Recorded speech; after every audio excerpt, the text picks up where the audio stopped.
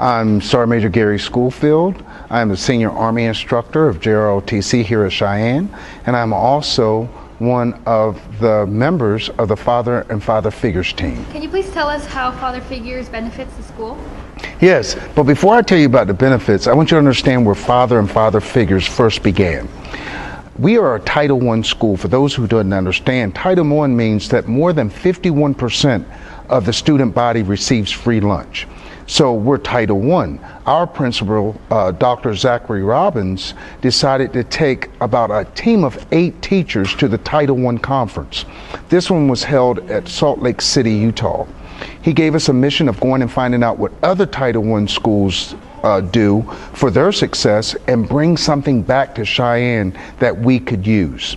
So my mission was to go and find something that I could bring back to Cheyenne. Cheyenne is a very diverse school. We have children in all types of situations. We have the pay scale from very poor to some children that families are well off. But the one thing that I felt that we were lacking is father involvement. So as I went around the conference, I would go in and out of different seminars, and one seminar stood out. This was a seminar that had programs that were called the Watchdog, which was a father group. They had another program that was called Who's on Campus. And so we decided to take a mix of all of these father kind of based programs and start something here at Cheyenne. So when we returned, I mentioned it to Dr. Robbins, and he said, let's start Father and Father Figures. Could you tell us how the planning process started? Yes, the first thing we had to do was find members that wanted to be a part of the team.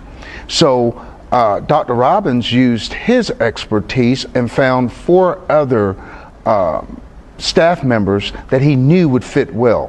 One being Mr. Justin Petrillo, Master Sergeant Mike Knudsen, and Dottie Richardson Martin. They are the team that we use to facilitate Father and Father Figures. So the planning was get the right person, get it out to the school, and fathers will come. I understand. And how hard was it for you guys to announce it to other schools or other parents to try and get them to come?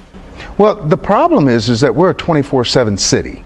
So there's no set schedule like in urban America where most parents go to work from 7 to 4 or 7 to 5. Our parents go to work swing shift, graveyard shift. So we had to pick the proper time where we could get the most bang for our buck. So for example, one program requests that you bring parents in for breakfast. That would not work here at Cheyenne. So we decided a dinner type environment was much more feasible for our clientele. Could you tell us about the food? Yes, the food is absolutely great. We use a local restaurant, and they provide everything from garlic knots to pasta to lasagna to pizza, even wings. So the food is always something that when parents and their students come, they really enjoy. How does the program benefit its attendees? Well, we have what I call real world topics, whether it's about your child being bullied, about selecting friends, about communications between the child and their parent. We open the door so there is communications up and down the ladder. What are some things you guys talk about, or do you guys have any exercising, like bonding exercises that you do throughout the evening? That's a great question. We started off by parents looking at their child and say, why I am proud of you. And we also get the child a chance to flip the coin and look at mom, dad, father, father figure, and say why they're proud of them. So many times we find that this has never been done in the house, but we bring it here and we open up that gateway for communication. We also have other exercises where we talk about a video clip, whether a child may have not succeeded at something or a child has succeeded at something. And then we turn and talk, and we let that parent utilize what we have just showed them to communicate with their child. What do you guys plan to do with this program further on in the future? Well, this is our second year of existence, and we have become pretty popular. We've had school board members come and actually sit in on a father and father figures. We've actually had father and father figures attendees go to a school board meeting. So hopefully this is something that will be adopted across the school district. Do you believe that other schools will adopt this organization?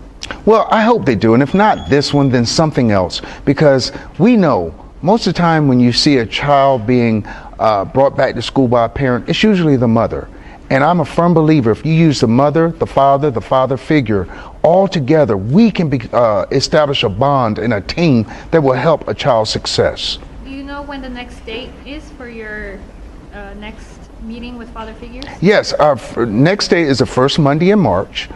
We also collaborate with a few other organizations here on campus, that being the ELL collaboration and also Faith and Uplift. So we don't only do father figures, we reach across the board every month, and we try to bring in a different organization within the campus. Is there proof that this program achieves results?